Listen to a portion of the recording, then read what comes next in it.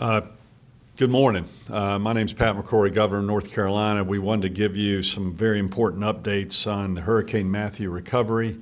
In addition, a brief update also on the pipeline disruption from Alabama. Some things just keep going on here in North Carolina. But we've had some extremely productive meetings with my good friend Craig Fugate, who's the FEMA administrator, and I just want to compliment him and his team for his outstanding job, and I especially want to compliment Libby Turner from FEMA, who's been an incredible partner.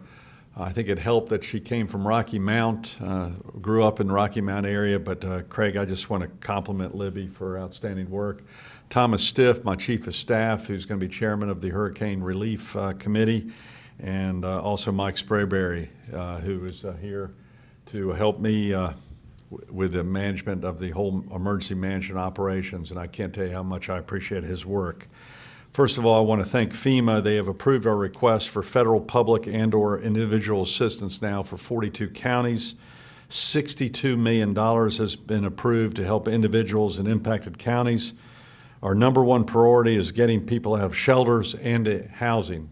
But I also want to say our number one priority is still to make sure we don't have any further loss of life, because we still have over 200 roads that are closed. We have many of those roads with barriers. If people go around those barriers, there's high danger. We also have a lot of people who are trying to in repair and recovery, and with that comes danger also. In fact, I'm saddened to report that we had a loss of life in Pitt County during the repair of some facilities, and our prayers are with their family.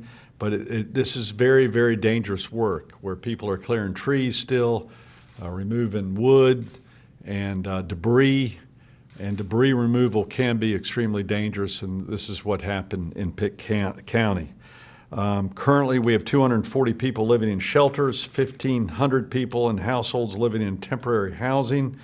Our major challenge continues to be that many hotels, especially in the Kinston area, were flooded.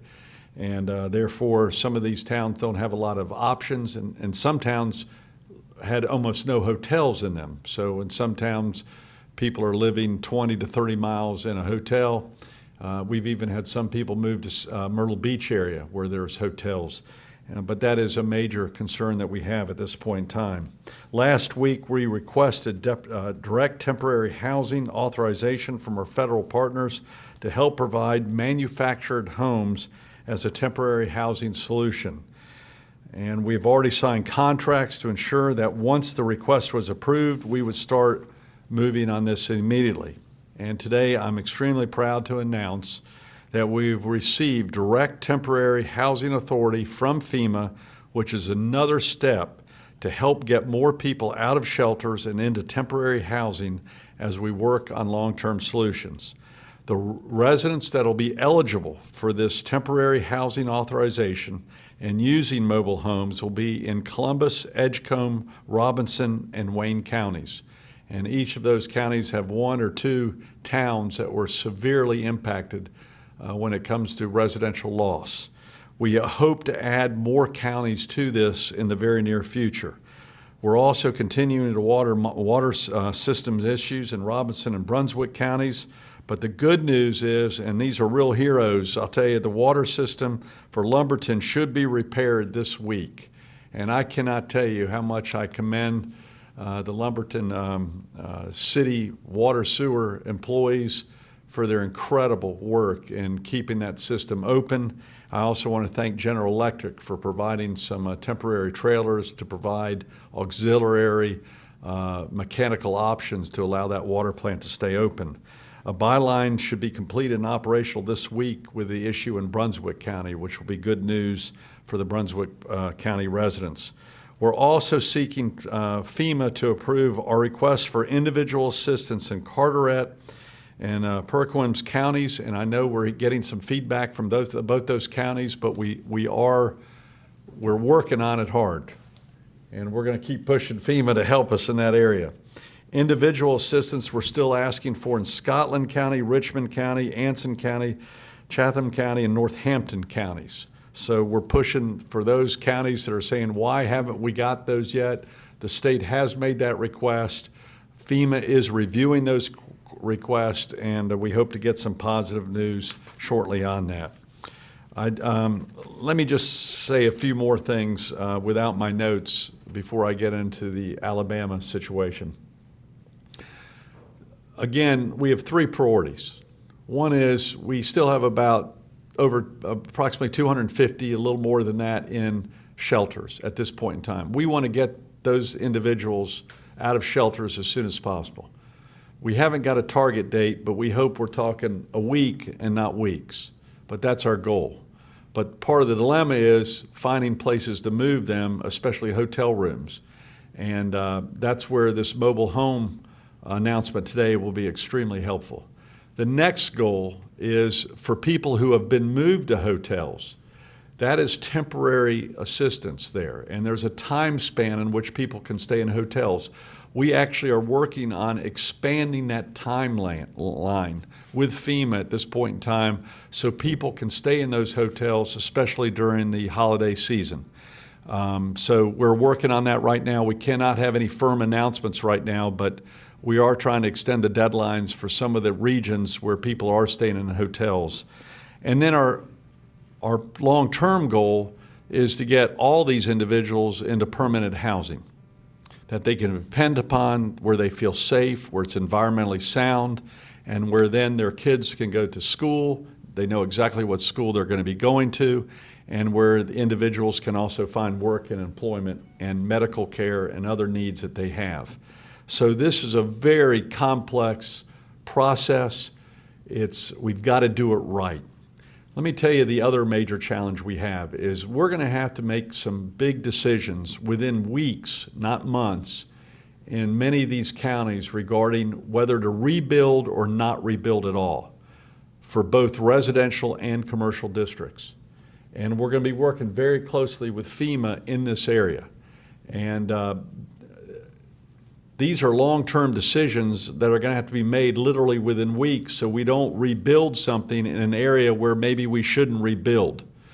And that's just to let you know the complexity, the emotion involved in this, the cost involved in this are things that we're going to have to spend a lot of time on within the next 2 or 3 weeks in many neighborhoods where you had maybe 50, 60, 70 homes basically underwater, and once they're underwater, it's very, very difficult to get the mildew out. Now, for those houses where you can do repair, the other challenge is we want to do it as quickly as possible, because the quicker you do it, the more success rate we'll have, because of how mildew and wood rots and other factors involved. So that's why we're in a time crunch regarding making these decisions to rebuild, to repair, to tear down are the 2 or 3 options that we're looking at. And again, we could spend another half hour on this issue, but good news today regarding the mobile homes. And by the way, these will be made in North Carolina mobile homes, which will hopefully help some of the companies and help put people to work. Very quickly, the Colonial Pipeline disruption in Alabama. We just got off the phone with the authorities of Colonial. They are still waiting for the fire to burn out. We are hoping that would be out naturally yesterday, but they anticipate that ending very shortly, and they're still have a target to reopen the line on Saturday. And that's what we're hoping for, that this fire will go out, we reopen the line on Saturday, and then we can get to normal distribution. However, in the meantime, we're preparing for all alternatives, and I mentioned some of those yesterday, where we waived certain state requirements, and we're collaborating with the Department of Agriculture to allow gasoline tanker trucks from outside North Carolina to make deliveries across the state, and that began yesterday. We also are working again to allow our winter mixed fuel, usually sold here in December, to be sold now, not wait till December. And that'll allow us to get some gas in from the Northeast. So while Colonial is working to get this line repaired and the fire out so they can immediately assess it, we're making alternative plans just in case that timeline is not met. But I have confidence in Colonial based upon their previous experience from a month or two ago. They are obviously very good at this. The other good news is that where this fire is, apparently it's in an area where it's much easier access than the previous break that occurred last month. So that's good news. So we are encouraging Colonial to meet that target of a Saturday reopening, and I think that will give the consumer more confidence that there's no reason to go fill up your gas tank if you already have a half tank or 3/4 of a tank. We want to encourage people, don't go top it off, because then you impact the supply and demand beyond what the normal market conditions are, and no one wins in that type of scenario during the next 4 or 5 days. So, and we want people to be as efficient as possible, and as governor, I've already eliminated non-essential travel to have any positive impact we can on the gas supply right here in North Carolina. So with that, again, I would just, I want to just thank Craig and Libby and my team for the incredible work they have done. But I want to let you know, as our weather continues to be beautiful and sunny and hot, we have a lot of work to do, and people are still facing very dire circumstances in our state, as most individuals have returned back to a normal life. And I also want to encourage people to help give money to the North Carolina Relief Fund for Hurricane Matthew through the United Way. You can pull it up on the website. We're going to be using that money primarily to help with long-term housing. And that's where we want to help supplement some of the fine work that FEMA is doing, and also some of the requests that we'll be making from the state legislature come late November or early December for housing also. So with that, we'd be glad to take any questions you might have. I have the real experts here, in Libby and Craig and Mike, and they'll be able to answer any detailed questions you might have. Yes, ma'am. If you could recognize yourself, I'd appreciate it. We've got a microphone. With ABC 11. With so many people that have been displaced, how will you determine who will be able to qualify for those mobile homes, and what will the process be for people being able to get into those homes? You know, that's a great question. In fact, I'm going to have either Libby or Craig to give the details of the mobile homes and the immediate number that will be accessible also. Libby? Thank you, sir. So there is a process, and that process has begun several weeks ago with registrations. We do a call-out process to individuals to see what their current status is related to housing and what their ongoing needs will be. At the same time, we're assessing availability of other options, whether they are rentals, homes, apartments, et cetera, working with HUD and others to get units back online quickly, because the manufactured housing is not the best option. It is the last option. So anything else we can do to get people housed, we will do. But if we need manufactured housing, we are prepared for that. As the governor mentioned, we already have contracts in place and so forth. So call-outs will be done. People are being contacted individually, and just a gamut of options that are being applied to those individuals. Do you know how many there are, or how many mobile homes will be available? We know that based on our contract, there are somewhere more than 165 that would be available from North Carolina manufacturers just related to our contract. We do know that there are others that will come behind that, and we're still gathering that data and information. We do not know the number that we will need, however. I might add that a lot of the people that were impacted by this flood were living in mobile homes. We've seen that throughout the state. So, you know, one lesson we've learned, once a mobile home has been full of water for a certain period of time, it's very, very difficult to recover from that. So some of the people who will be put in mobile homes had lived in mobile homes. For example, Princeville had a large number of mobile homes, and several other areas had a large number of mobile homes that were impacted by this flood and actually flooded. Others, by the way, will be repaired. Some mobile homes will be considered good enough for moving into. Thank you, and I just have one more question. I also understand that there are plans to ask Congress for more federal assistance for North Carolina, and also possibly a special session on hurricane relief next month. Is that still the case, and what do you hope will be accomplished? Yes, we're working with our congressional delegation, I believe, for a November 20th date.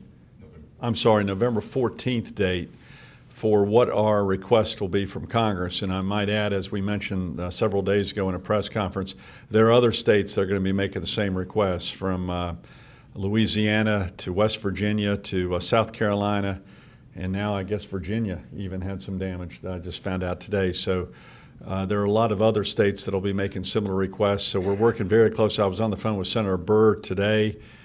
Congressman Price was here at the Emergency Operations Center. So we've got representatives, bipartisan, helping us out on trying to coordinate what the federal request for funding will be. Regarding special session, our goal is to have a special session. Most likely it'll be early December. Some of it will be based upon what the results of the federal money and federal request will be. Thank you. Any other questions? Thank you all very much. Don't forget to give if you're listening. These people need our help now more than ever. Thank you, and God bless you all.